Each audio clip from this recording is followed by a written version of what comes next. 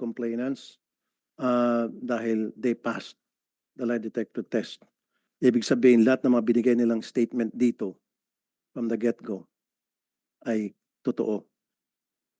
Simula nung pumunta sila sa radio program ko hanggang sa pagdating dito sa pangalawang hearing na ito, hindi sila nagsisinungaling and they've been very truthful. And I congratulate you both and thank you for being truthful. Talagang maasahan kayo. Ito nga po masakit eh. Ito mga kababayan natin na maliliit, kung sino pa po yung biktima, pinasok na yung bahay na wala sa tama, walang dalang warrant, mali yung bahay na pinasok, kung talagang merong talaga silang hinahabol, of course, papalag yung may-ari ng bahay, yung pa yung kinulong. Ang masaklap, ulitin ko ulit dito, nung yung anak susundan yung tatay niya sa presinto para kumustahin, pati yung anak ikinulong. Anong klaseng hustisya meron dito? Nang bugbog pa. Sabi ko nga, kayong tatlo, nagawa nyo yon sa bahay ng Camilon family sapagkat sila'y mahirap.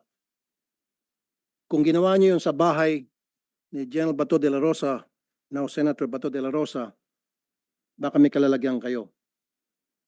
I promise you, hindi nyo kayang gawin yon sa bahay ng mga mayayaman. Hindi nyo kayang gawin yon sa mga taga Forbes Park.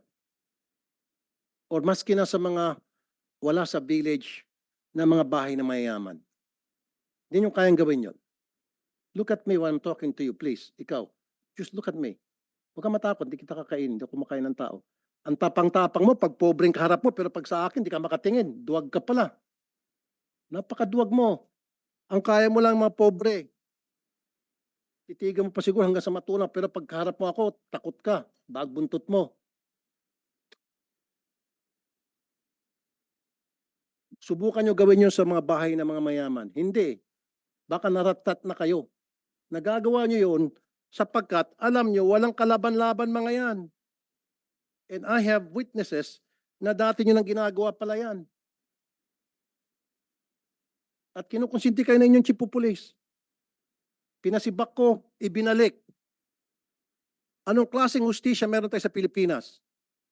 Pag pulis ang may kasalanan, binibaby-baby. Pero pag ordinaryong maliit na mamamayan natin, agad-agad nakukulong. Pag minalas-malas, sinasalvage pa.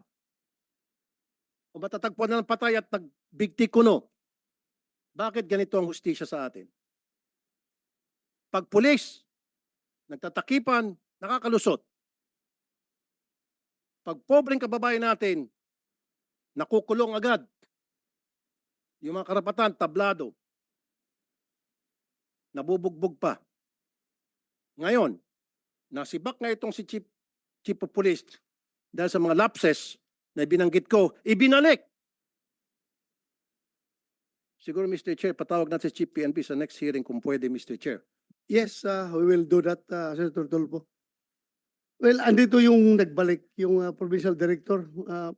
Can we hear from you, provincial director? Bakit yung binalik? Sir, good afternoon. Naibalik namin, sir, based doon sa appreciation namin doon sa investigation that yung participation niya lang is